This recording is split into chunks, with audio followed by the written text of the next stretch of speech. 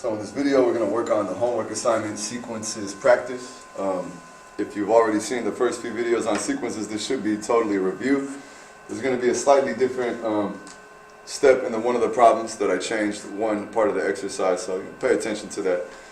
So in this case, we have the formulas that you'll need for the homework. So if you pause the video and copy these down, you'll have them all in one place, and you'll need these, okay? We need to understand the difference between arithmetic and geometric sequences, right? So there's one concept that I've been trying to talk to you guys about, and that's the index. When do we start counting? Do we start counting at 1? All right. In this case, I gave you the versions of the formula that starts counting at 1. We were pretty used to using this one for arithmetic. But on geometric, we noticed that a lot of the times we started counting at 0, right, with the growing dots activity. So if we're going to start with 0, then we realize that when this is 1, we have n minus 1. And when this is 0, we'll have n minus 0. So there is another row of formulas that I'll put down here. And this would be the one that you refer to when you know that you have to start counting at 0. So if you start counting at 0, we would have something that looks like this. Okay? Notice that we got f of 0 times r to the n minus 0. And so n minus 0 is just n, right? So it's like I can get rid of this part. That's not necessary. You see what I mean? N minus 0 is just n. Okay, in the same way that over here we have n minus 0 is just n. So we probably wouldn't write that part, but I wanted you guys to see that it was there. Okay, so we can use these formulas that I've written down here. We can use these ones in the case that we know we have to start counting at 0. We would refer to these formulas, all right?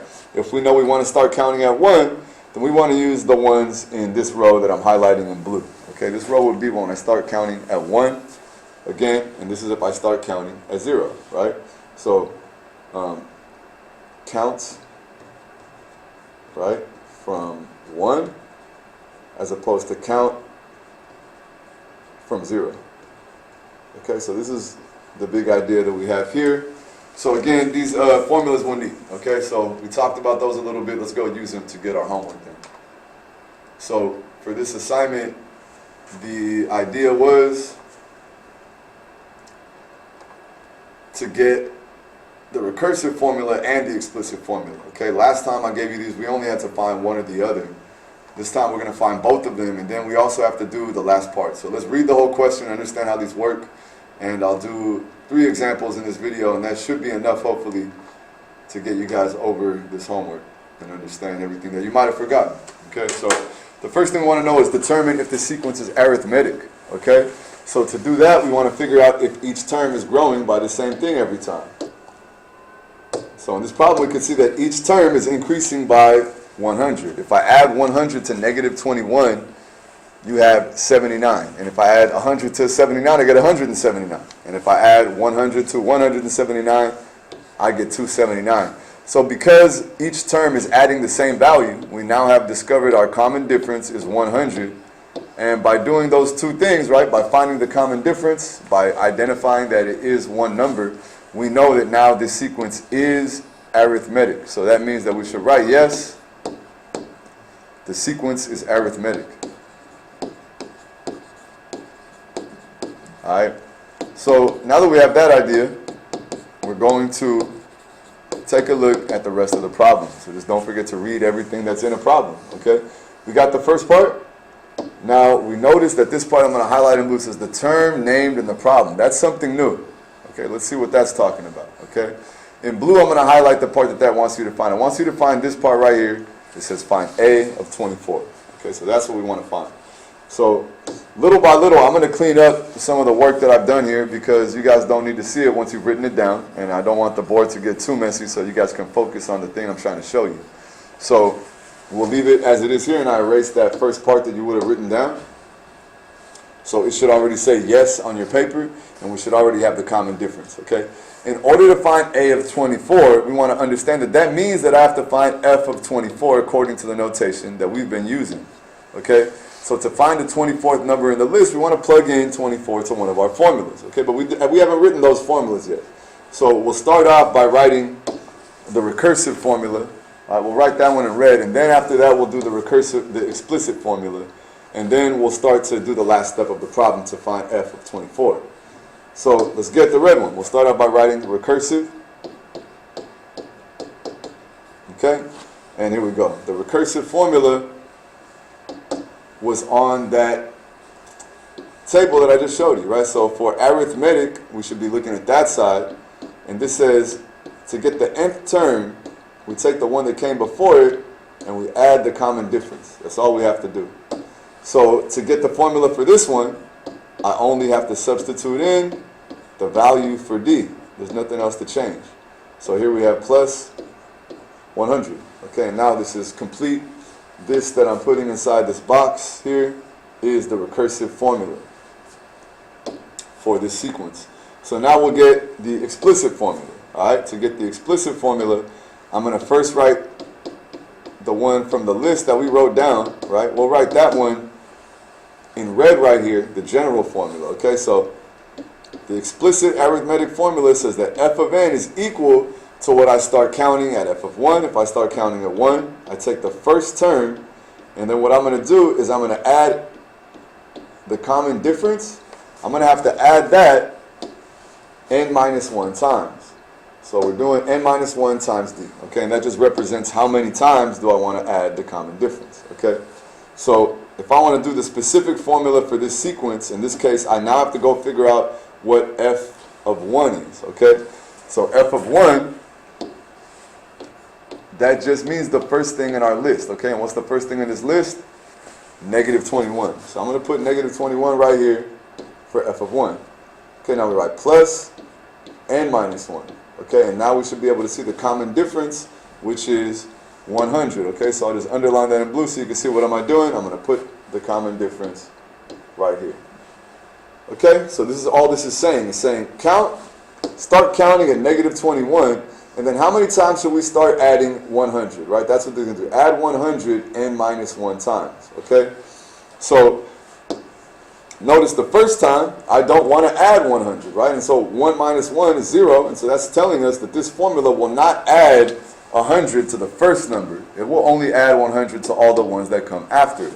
That's what the n minus 1 right here is doing. All right, it helps us calculate that. So we're done with the second formula. Okay, we have the explicit formula now also. So now we want to get the end of the problem, which is to calculate the value that it wants us to find for f of 24. It wants us to find f of 24. So what we should do for that is we want to use the explicit formula. Okay, I want to use this one right here because it's the one that's actually useful. If I try to use the recursive formula, we're going to end up having to calculate something a lot different. Okay, so let's practice that because I've been trying to have everybody at least look at what that would mean.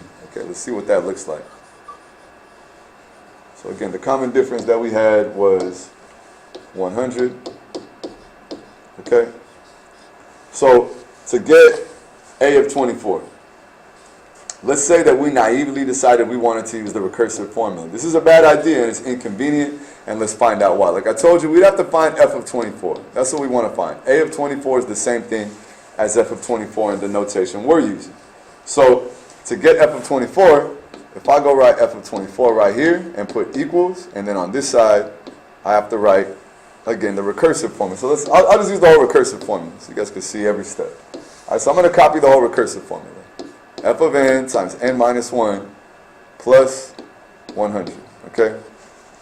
Now, let's look at what happens when we do f of 24 then. So if I change this number for 24, look at the problem we run into. All right, we're going to get 24 minus 1 plus 100. Okay, we still haven't seen the problem. You guys might not even notice that it exists. Okay, you might think you're going to get somewhere now. Okay, so what does this mean? F of 24 then is equal to f of 23, because 24 minus 1 is 23. Okay, so this is telling me that if I want to find the 24th one, all I got to do is take the 23rd one in the list and add 100 to it. All right? But think, do we know the 23rd term in the list? We don't know that right now. I know the first 4 terms in the list. Okay? So if I need to find the 5th one, yeah, I could add 100 to 279. But since I don't know the 23rd term, since I don't have this value readily available to me, I'll have to go find f of 22. And then I'll have to find f of 21 and f of 20 and f of 19. It's too much work, okay? It's doable, but I would have to count all the way back to this one. That's f of 5, okay? And then I'd have to use that to get f of 6, and then f of 7, and then f of 8. Basically, I wouldn't be able to get the 24th one unless I write all 24, okay? That is too much work, especially when we know there's a faster way. So don't do that, all right? That was a learning experience for us. We don't want to do that. Instead of doing all of that extra work, let's use the explicit formula. We want to use this one. So we're going to plug in 24 to that, okay? So in this case, we're going to get, I'm going to clean up this work a little bit so that we got some empty space. We're going to calculate f of 24. Okay, so to get f of 24, I'm just going to plug in 24 into the spot for n. So there's only two things that are going to change. So right here is the only thing I got to change. Change that into 24. So I'm going to put right here negative 21 plus 24 minus 1. Okay, and then times 100. Okay, we continue doing our work right there. Negative 21. Okay, plus 24 minus 1, that's 23. Okay, times 100. So now what's left? Well, negative 21 plus 2300. That's the whole point of the decimal number system, right? Is it makes this thing easy. So because there's two zeros, we should just add two zeros right there. So I hope you know that. And if not, now you know. So when we do this operation, right, negative 21 plus 2300 means 2300 minus 21. So we get 2279 for this problem. And now we're complete. Okay, f of 24 is equal to that. Okay, and just so you know, the reason why I wasn't copying the left side was just because, you know, it's going to be the same every time. So I'll copy it down and you guys can see what we have. Okay, f of 24 is 2279. So that means if I count the 24th thing in the list, if I was to write them all down, this would be the 24th number in the list. Okay, and that's what that means. So notice that we got the 24th number in the list by plugging in 24. And the reason why this works is because we started counting at 1. If I had started counting at 0 and used the other formula, I'd have to make sure that I plug in 23 instead, right? Because we learned that that value will change when you start counting at 0, all right? So now we'll get into the other side of the handout. On number 7, we have here is a simple idea that might seem impossible, so hopefully some of you guys already look at this and say, okay, it can't be done. So what do I have to multiply times 2 to get 1? Well, if I multiply times negative 1/2, then I'll get 1. Okay, so that's that one. And if I multiply 1 times 6, then I'll get 6. Okay, but these two numbers are not the same number, right? So that means there is no common ratio, right? Because we have two different numbers, okay? So there is no common ratio. So in this case we say no. It is not geometric, okay? Because again, geometric are looking for something to multiply each term by the same value. So this is not a geometric sequence, so that means that we don't have to do any of these other things. We don't have to find the common ratio. We don't have to find this term. We don't have to find the explicit formula or the recursive formula because the answer is no. So that's good news. We can move on to the next one. Okay, for number 8 though, we're going to get an actual problem where we can do all the steps. So let's finish this problem up, okay? This will be the last one for the video. Negative 2 times positive 4 makes negative 8. So we can see that these values are all going to be positive 4. Okay, notice the sign has not been changing. So that means I'm multiplying by a positive number every time, because these numbers don't change their sign, right? So the common ratio then is 4, right? So we've discovered that the common ratio is 4, and now we know that this sequence is geometric. So we can say yes, it is geometric. Okay, what is it? It is the sequence, and that's the one thing that worries me a little bit when I'm being a little lazy with our sentences, all right? But I also don't want to like overkill the concept.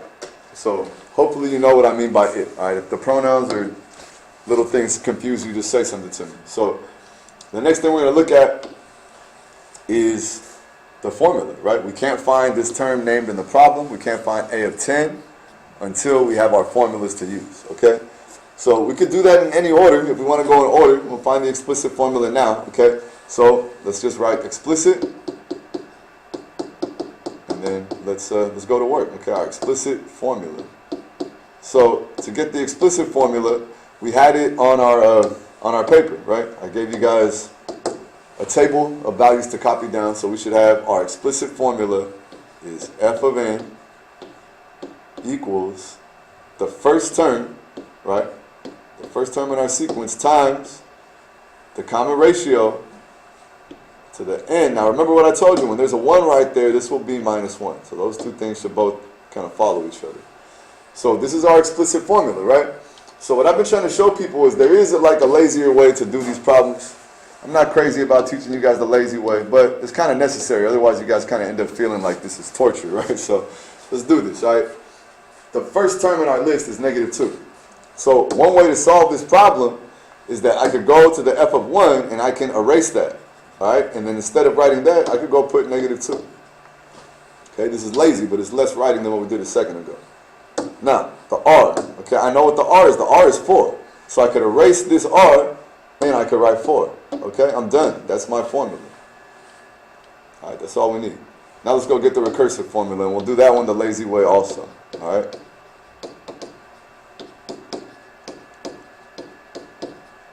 So, to get the recursive formula, we do f of n equals the term that came before it, okay? And then we multiply by the common ratio. So, in this case, again, we see our common ratio is 4. And since that's the only thing I have to change, I only have to put a 4 right there. Okay, so now, this is complete. I guess I could put that in blue or something, so maybe you guys could follow that it came from over here. All right, so those are our two formulas. We're done now, okay? But what are we going to do to find f of 10, right? What has to happen now? Okay, well, if I want to find f of 10, I want to find the 10th thing in the sequence. Okay, well, which one should I do? Should I use the explicit formula or the recursive formula? And we've seen we have to do the explicit formula. We have to because it's the only one that's going to be convenient, okay? The recursive formula will help us get the 10th one as long as we know the 9th one, okay? But we don't know the 9th one. I know the first, the second, the third, the fourth. We don't know the 9th one in the list without doing too much extra work. So instead of doing that, let's just use the explicit formula. So that means, again, the n's are going to change into 10s. So we got negative 2 times 4 to the 10 minus 1. Okay, don't forget that we have to include that 1. Well, what is 10 minus 1? 10 minus 1 is 9. So what's going to end up happening is we'll have to calculate 4 to the 9th, and we'll probably do that with the calculator would be the way you want to do it. So to show our work, we'll have negative 2, and then in these parentheses, we want to put the value of 4 to the 9th power. Okay, when I do 4 to the 9th power, I get 262, 144. Okay, and if I multiply that by negative 2, I get a value of negative 524,288. So this will be the end of the video. We just barely made it under 20 minutes. I would like to project the answers, but I want to say one thing, right, is that they start counting at 1 every time. So in the case that you're used to starting counting at 0, just make sure that you pay attention, right? If this formula would have been different, if I decided to use the n, then we need to do it slightly different. So I will do that for the sake of learning right now. We're going to do this one last step, and we'll talk about what would happen if I had used the explicit formula that starts counting at 0. All right, so I'm going to go change it just really quickly. All right, so like I was saying, if this isn't there, then that means I must have started counting at 0. All right, so let's use the explicit formula that starts counting at 0. Let's think about it, right? If I start counting at 0, right, if this thing is now f of 0, what just changed? Okay, can you guys remember what happened? Okay, this is now f of 0. So now this is f of 1, right? So negative 8 is now f of 1. So think about it. Negative 2, negative 8. I'm just rewriting the sequence so we could write underneath it. Okay? F of 0 is this one. F of 1 is this one now, right? Because we started counting at 0. That's f of 2, and that's f of 3, right? But if we think about the actual order, this is the first one, this is the second thing, this is the third one, this is the fourth one, okay? And you guys should notice the pattern, right? That to get the index that's going inside of this function, right, we take away 1 from the index we have here. And to get the number that it is in the term, right, if it's the fourth term, we just have to add 1 to the number that's in the parentheses. 3 plus 1 makes 4, 2 plus 1 makes 3, 1 plus 1 makes 2, and 0 plus 1 makes 1. Okay, so if I want to find the 10th in the sequence, right, dot, dot, dot, what's going to happen? I want to find the 10th in the sequence. So what was the pattern? I have to find f of what? Well, remember, this number and that number, right? The number inside is the number below minus 1. So 10 minus 1 is 9. So if I want to use this formula, I have to plug in 9, okay, instead of the other one, because that counts from 0. So I'm going to do this really quick. Again, you don't need to really do the problem again, but you should understand what happened. So I'm going to calculate f of 9, okay, and if I calculate f of 9, we can see that from the first step, I already have the same exact value as I got last time, because now I didn't have to subtract 1, and we have 9 anyway, you see? So this will give us the same exact work as we had last time. When I get 4 to the 9th, you're still going to get that value of 262, 144. So the only difference is that we had to pay attention, right? We couldn't mess up that has to be turned into a 9 when that's a 10. Okay, the reason that we did that was because we recognize in our formula that because there's no minus 1, that means I must have started counting at 0, and that means I have to think about that differently. And that's the one where we have to subtract from that number, and we just have to think, where did I start counting? Okay, it's very important to understand where you started counting. So again, when you do that work, we're going to get the same answer. There's nothing different about it. We get negative 524, 288. And so I hope you guys have luck on the assignment, but now I'm going to show the answers, and so this can hopefully help you guys get to the end. Each problem had a lot of steps, multiple things to do. Okay, but like I said, I'm going to project the answers up here so you have the answers to the evens and the odds, all here in this video, right? So if you take a look, we got these first ones. I'm gonna scroll down a little bit, but notice that it started counting at 1 because it says a of n minus 1. So sorry, on explicit, look at these ones, right? Those have started counting from 0. But when I get to here on the geometric part after 7, you'll notice it says n minus 1. So this means every time they started counting from 1, right? So just pay attention to that. We're going to be using the 1 formula. You can still get a correct answer even though you start counting at 0, but just understand that that changes a little bit of the way that you calculate this number, right? So again, there's your answers. I'll leave this up here one more time. Pause the video if you need to get these, take a screenshot or something, and good luck studying for this next test coming up.